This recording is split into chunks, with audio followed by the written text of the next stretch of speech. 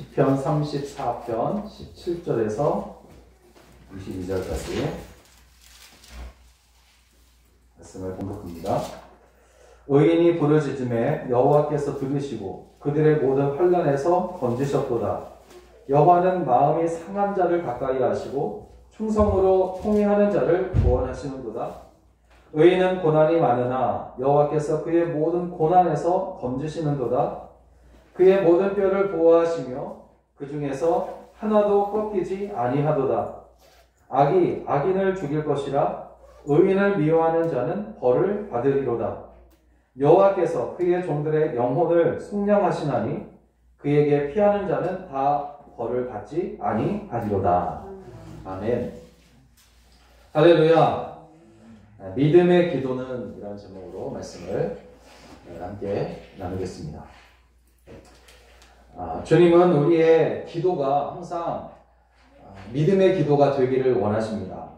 그리고 그렇게 믿음의 기도가 된다면 이루지 못할 것이 없고 또 이미 받은 줄로 알라고 그렇게 말씀을 하십니다. 그러므로 기도하기를 시작했다면 들으시는 하나님께 우리 믿음을 보여야 할 줄로 믿습니다. 오늘 17절을 보면 다윗은 믿음의 기도를 한 사람으로 굉장히 유명하고 또 그 믿음의 기도를 통해서 그가 하나님께 응답받고 정말 그 삶을 살아갔던 사람이 바로 다윗이었던 것을 우리가 잘 알고 있어요. 그 다윗이 이렇게 말합니다. 17절에서 의인이 부르짖음에 여호와께서 그 기도를 들으시고 그들의 모든 환난에서 건지셨도다 라고 노래하고 있어요. 여기서 의인이 부르짖었다라는 것은 뭐냐면 도저히 구원이 불가능한 상황에서 하나님께 구원을 호소했다, 그런 말씀입니다. 다윗은 가드왕 앞에서 꼼짝없이 죽을 상황이었습니다. 그에게 구원받을 길은 전혀 보이지 않았어요. 그렇게 그는 그런 상황에서 하나님 앞에 부르짖습니다. 그러자 놀라운 일이 일어나게 되는데 자신이 미친 척 할 때에 가드왕 아기스는 다윗이 정말 미친 줄만 알고는 다윗을 그 앞에서 내어 쫓아버리는 거예요. 하나님은 다윗의 간구를 들으시고 방금까지도 멀쩡했던 다윗이 갑자기 미친 척하는 그런 의도를 누구라도 알 수 있는 그런 상황에서 아기스의 판단력을 흐리게 하심으로 다윗을 죽임당할 위기에서 건져내 구원하여 주신 것입니다. 그러므로 다윗이 같은 노래를 6절에서도 하고 또 오늘 17절에서도 같은 말씀을 반복하고 있는데 그 이유는 하나님께서 자신에게 행하신 그 놀라운 능력을 강조하고자 한 것임을 알 수가 있습니다. 즉 믿음의 기도는 불가능한 일조차 가능하게 만든다는 것을 다윗이 우리에게 말하고자 하는 것입니다. 여러분, 어떤 문제가 나에게 불가능하다, 내가 이 일은 정말 내가 할 수는 없는 일이다, 그렇게 불가능하다라는 것은 왜 그러냐면 나의 능력이 그 문제를 넘어서지 못하는 것을 의미한다는 말이죠. 내 능력이 그 문제를 넘어설 수가 없는 거예요. 그래서 불가능하다 그렇게 말합니다. 예를 들면 3살 된 어린아이가 무거운 식탁을 옮기는 것은 불가능한 일입니다. 왜냐하면 어린아이의 힘은 식탁의 무게를 이기지 못하기 때문이에요. 그래서 못합니다. 그러나 그 일을 가능하게 만드는 방법이 있는데 힘이 센 어른에게 부탁하는 거예요. 마찬가지로 기도가, 믿음의 기도가 특별히 불가능을 가능하게 만드는 이유는 바로 그 기도를 들으시고 응답해 주시는 하나님이 바로 전능하신 분이시기 때문인 줄로 믿습니다. 하나님은 어떠한 문제보다도 크고 강하신 분이에요. 하나님의 능력은 끝이 없고 못할 것이 없어요. 그래서 전능하다 그렇게 말합니다. 그러므로 성도가 하나님께 드리는 믿음의 기도는 하나님으로 인해서 모든 불가능을 가능하게 하는 것인 줄로 믿습니다. 사도행전 12장을 보면 아주 유명한 말씀이 하나 등장하는데 베드로가 감옥에 gat히게 돼요. 그리고 쇠사슬에 손발이 묶여집니다. 그리고 그 다음 날에는 이제 사형을 당하게 되는 그런 이제 상황이 벌어집니다. 베드로는 아무런 희망이 없어요. 쇠사슬에 묶여 있었기 때문에 탈출할 생각조차 할 수가 없는 겁니다. 또 교회의 성도들에게는 베드로를 구출해낼 만한 어떠한 정치적 힘이나 어떤 배경도 없어요. 칼과 창으로 헤롯의 군대를 이길 수 없으며 또 헤롯보다 강한 어떤 정치적인 힘도 이 교회의 성도들에게는 없었단 말이에요. 만약에 이러한 때에 교회의 성도들이 모든 것을 다 포기하고 기도하고자 하는 의욕마저도 다 잃어버렸다면 베드로는 아마 그때 죽었을지도 모릅니다. 그러나 온 교회는 베드로를 위해서 하나님께 간절히 기도해요. 그러자 놀라운 일이 벌어집니다. 하나님께서 천사를 그 감옥으로 보내셔가지고 아주 빠르고 신속하게 베드로를 감옥에서 구출해 주시는 그런 놀라운 장면들이 벌어집니다. 헤롯의 군대보다 훨씬 크고 강하신 하나님께서 성도들의 믿음의 기도를 들으시고 베드로를 그 감옥에서 구출해 주신 것입니다. 이런 기적이 일어나는 것은 성도들의 믿음의 기도 때문이었어요. 그들의 어떤 정치적인 배경이나 칼과 창에 어떤 능력이 있는 것이 아니었단 말이에요. 오로지 엎드려 성도들이 합심해서 믿음의 기도를 하나님께 올려드렸기 때문이에요. 이처럼 여러분 믿음의 기도는 불가능을 가능하게 만드는 기적의 열쇠와도 같습니다.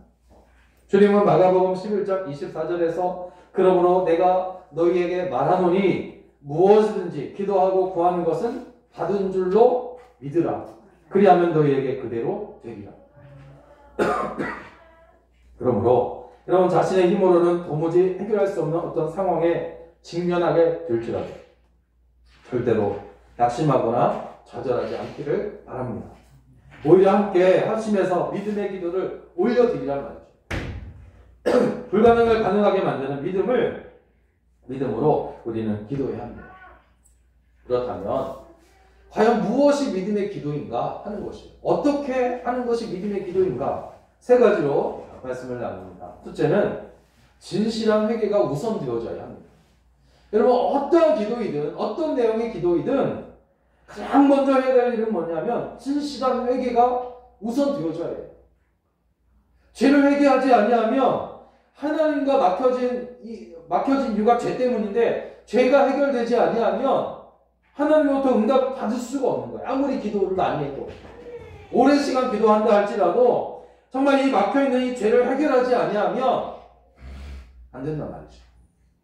그 죄를 해결하는 것은 바로 진실한 회개입니다. 회개가 먼저가 되어져야지만 우리의 믿음의 기도가 하나님께 상달되고 또 그 믿음의 기도를 주님께서 들어 응답해 주시는 줄로 믿습니다. 18절에서 다윗은 여호와는 마음이 상한 자를 가까이 하시고 충심으로 통회하는 자를 구원하시는도다 라고 말씀하고 있습니다. 여러분 하나님은 자기 죄로 인하여 마음이 막 상하게 되고 그래서 통회하는 사람을 긍휼히 여기사 용서하시고 죄에서 구원하시며 환난에서 건져내 주신다는 거예요. 여러분 다윗은 하나님을 신뢰하지 못하고 이스라엘을 빠져나왔잖아요. 빠져나와서 이방 땅으로 피신했습니다. 그것을 지금 회개하는 거예요. 하나님 내가 먼저 하나님 앞에 엎드리지 못했습니다. 너무나 힘들고 너무나도 이렇게 죽음의 위기에 앞에 서 있으니 내가 겁이 나가지고 하나님께 엎드리기보다는 이 이방 나라로 내가 피해왔습니다. 이렇게 아마 회개했을 것이에요. 다윗은 자기 자신이 하나님께 모두 맡겨드리지 못하고 도망쳐 나와서 이방 나라에 의지하려고 했던 일을 생각하면서 마음이 막 상하는 거예요. 내가 왜 그랬을까? 하나님 용서해 주옵소서. 통회합니다. 그의 마음은 이것으로 인해서 막 괴로웠고 막 슬픈 거예요. 그래서 다윗이 우리에게 말하고자 하는 것은 뭐냐면 진실한 회개를 원하는 사람은 정말 통회하는 마음으로 괴로워하는 마음으로 하나님께 나아가서 용서를 구해야 한다는 것이에요. 그런데 여러분 다윗과는 달리 사울왕은 그렇게 하지 않았어요. 이스라엘의 첫 번째 왕이었죠. 이 사울왕은 자기 죄에 대한 어떤 상한 마음과 통회하는 마음이 거짓이었습니다. 거짓으로 회개한 사람이었어요. 그래서 하나님은 사무엘 선지자를 통해서 사울왕에게 야 아멜렉에 가서 아멜렉을 다 쳐서 죽이고 모든 것을 다 멸하라 남김없이 완전히 멸하라 그렇게 이제 명령을 했단 말이죠. 그런데 사울은 하나님의 명령을 어기고 아말렉의 왕 아각을 살려두고 그리고 좋은 양과 살찐 소들을 자기를 위해서 남겨놓은 거예요. 살려두었어요. 이 사실을 알게 된 사무엘 선지자가 사울을 아주 맹렬하게 비판을 하니까 사울하면 용서해달라고 막 매달립니다. 그렇지만 그는 상한 심령으로 통회하기는커녕 오히려 사무엘 선지자여, 내가 왕인데 왕의 체면을 좀 살려달라 하면서 거짓된 용서를 구하게 됩니다. 그렇게 그는 끝내 하나님으로부터 버림을 당하고 마는 거예요. 다윗은 이러한 사울왕의 거짓된 통회의 모습을 보면서 상한 마음이 동반되지 않는 회개가 얼마나 가식적인가 하는 것을 알았습니다. 그래서 그는 상한 마음으로 통회했으며 자기와 함께한 자들에게도 회개할 때에 마음으로 할 것을, 같은 마음으로 할 것을 권면하고 있는 것입니다. 여러분, 비인간적이고 흉악한 죄를 저지른 범죄자가 우는 얼굴로 건성으로 내가 잘못했어 그렇게 말하게 된다면 여러분 누구도 그 잘못을 받아주려 하지 않을 거예요. 법정에서도 그렇게 막 자기 죄를 인정하면서도 그렇게 비웃는 듯 하게 되면 중벌이 더 쏟아진단 말이에요.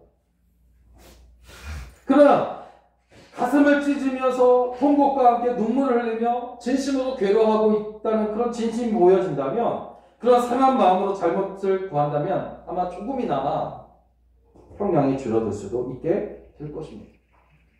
여러분, 과거의 잘못에 대한 진실한 반성에는 반드시 철저한 후회와 괴로움과 상한 마음이 있어야만 하는 것입니다. 다윗이 말하고자 하는 것도 바로 이러한 태도에 관한 것입니다. 하나님 앞에 회개하고자 나오는 자라면 죄와 허물에 대하여서 가볍게 보아서는 결코 안 된다는 거죠. 가슴을 찢겨진 그 상한 마음으로 눈물을 흘리며 통회해야 하는 것입니다. 요엘서 2장 12절에서 14절을 보면 여호와의 말씀에 너희는 이제라도 금식하고 울며 애통하고 마음을 다하여 내게로 돌아오라 하셨나니 너희는 옷을 찢지 말고 마음을 찢고 너희 하나님 여호와께로 돌아올지어다. 그는 은혜로우시며 자비로우시며 노하기를 더디하시며 인애가 크시사 뜻을 돌이켜 재앙을 내리지 아니하시나니 주께서 혹시 마음과 뜻을 돌이키시고 그 뒤에 복을 내리사 너희 하나님 여호와께 소재와 번제를 드리게 하지 아니하실는지 누가 알겠느냐.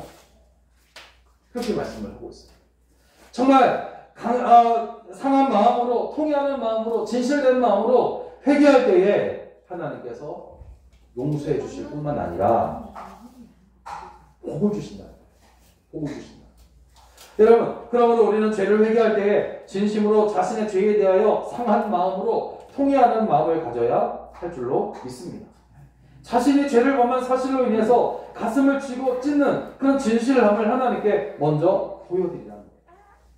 이렇게 믿음의 기도는 진실한 회개가 우선되어져야 합니다. 이것이 되어져야 그 다음 단계로 우리가 넘어갈 수 있어요.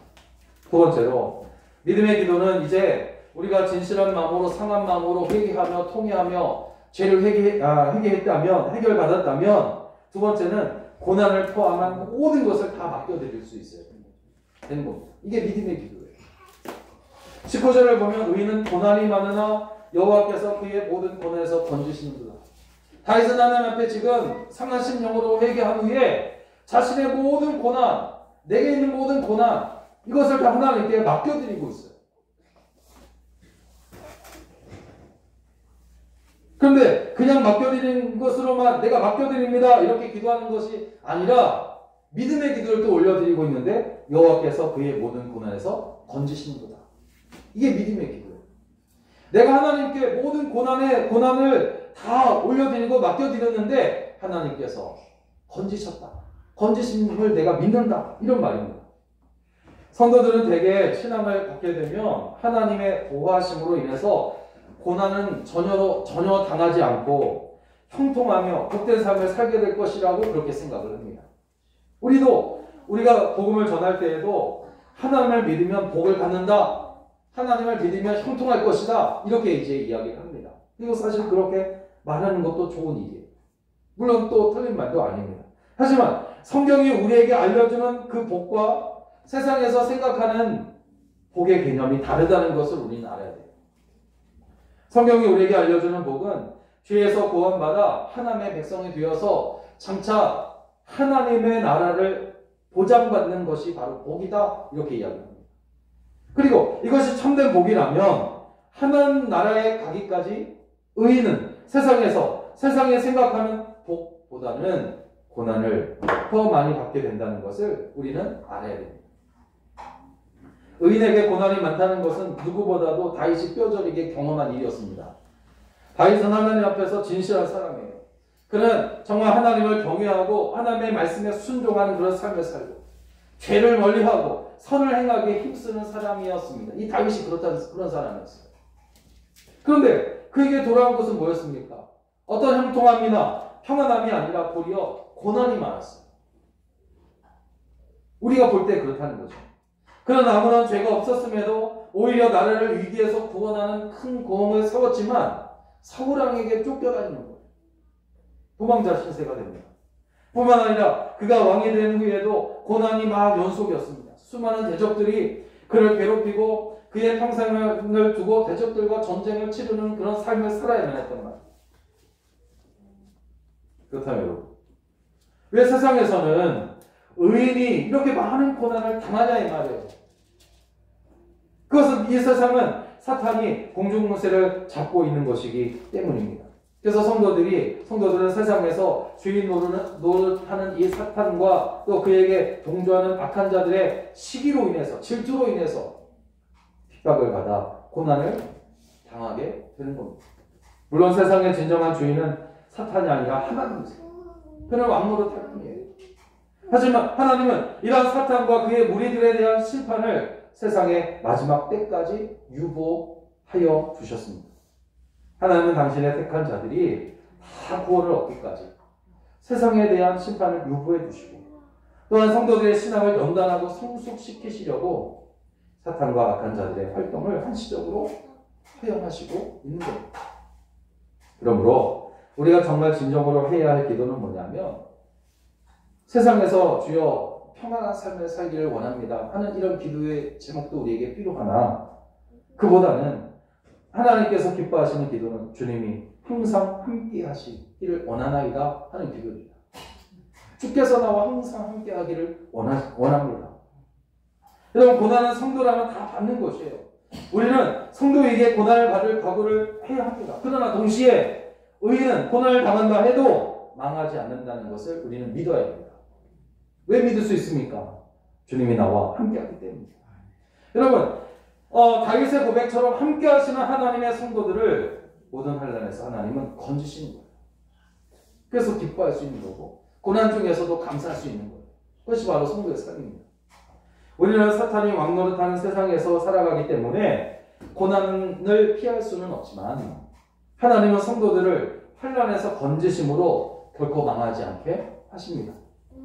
다윗은 1월 19절 20절에서 의인은 고난이 만나 여호와께서 그의 모든 고난에서 건지시는도다. 그의 모든 뼈를 보호하시며 그 중에 하나도 꺾이지 아니하는도다. 여러분, 의인은 세상에서 많은 고난을 당하나 망하지 않습니다. 마태복음 12장에서도 상한 갈대를 꺾지 아니하며 꺼져가는 심지를 끄지 아니하시기를 심판하여 이길 때까지 하시리니라는 말씀입니다. 여러분, 이에 대한 확신을 가지고 세상에서 고난을 당하는 일이 있을지라도 그 고난까지도 주님께 모두 맡기고 담대하게 여러분 살아가시기를 주의 이름으로 부탁을 드립니다. 우리의 믿음의 기도는 이렇게 우리 자신뿐만 아니라 고난까지도 모두 하나님께 맡겨드리는 기도가 되어야 될 것이고 그와 함께 주께서 나와 함께 하시니 이 고난도 우리가 이길 수 있습니다. 감사함으로 주께 영광 올려드리는 기도가 바로 믿음의 기도인 줄로 믿습니다. 마지막으로 이렇게 죄를 회개하고 또 모든 고난까지 나 자신뿐만 아니라 모든 고난까지도 다 하나님께 맡겨드렸다면 그것이 믿음의 기도라면 마지막은 끝까지 맡기겠다고 하는 기도가 바로 믿음의 기도예요. 여러분 21절을 보니까 다윗은 악이 악인을 죽일 것이라 의인을 미워한 자는 벌을 받으리로다 하는 말씀이 나오는데 여러분, 인과응보라는 말이 있습니다. 이것은 이제 우리가 흔히 잘 아는 말씀이고 또 여기에 해당되는 말씀입니다. 성경에는 이처럼 인과응보에 대한 말씀이 참 많이 나옵니다. 그리고 세상에서도 이러한 논리는 사람들이 아주 보편적으로 생각하고 또 바라고 있는 것이 바로 이 인과응보에 대한 논리란 말이죠. 그리고 이러한 논리를 가볍게 볼 수 없는 이유가 있습니다. 그것은 이것이 사람들에게 악을 멀리하게 하고 선한 일을 할 수 있도록 많은 도움을 주기 때문이에요. 이 논리가, 인과응보의 논리가. 하지만 현실적으로 보면 이 인과응보 논리가 언제나 적용되지는 않습니다. 이것이 우리를 괴롭게 해요. 만약 이 논리가 여러분 완벽하게 적용이 된다면 어떻게 되겠습니까? 의를 행하는 자들은 다 번영하고 다 율동해야 되고 악을 행하는 자들은 다 불행하거나 망해야 된단 말이에요. 인과응보가 완벽하게 적용된다면.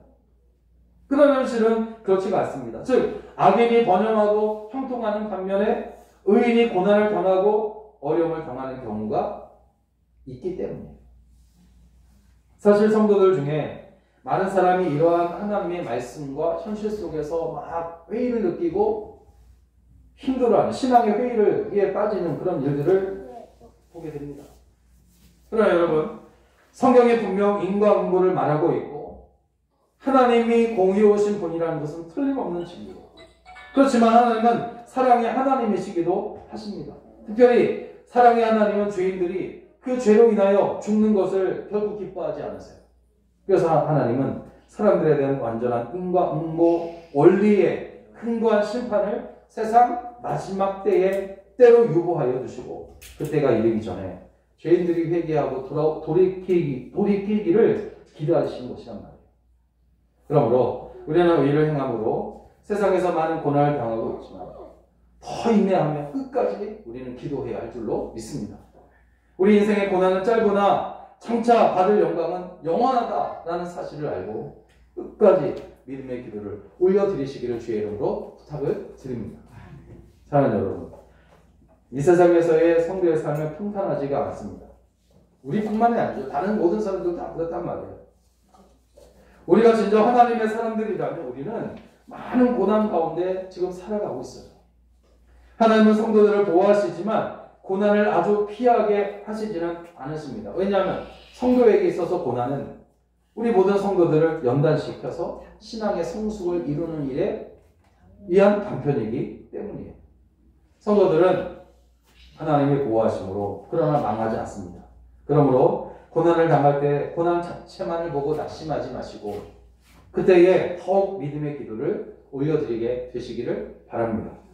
우선 회개함으로 하나님과 연결되어져야 합니다.